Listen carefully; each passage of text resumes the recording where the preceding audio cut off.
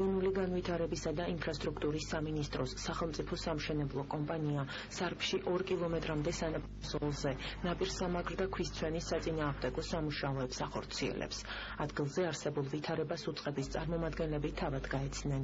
მხარეების განცხადებით პროექტის ფარგლებში სარფის სანაპიროზე მთელ სიგრძეზე შენდება 7,9 მეტრის სიმაღლისა და 3,3 მეტრის სისქის ქვანაყარი ბერმა. მაგრდება 10 ტონიანი 8500 ტეტრაპოდი.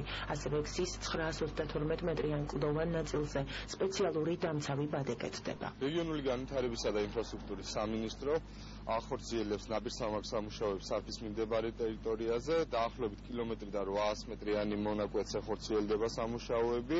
60 მეტრამდე შევედით უკვე ზღვაში. ქვისცვენის შესაჩერებლად კეთდება ბადე.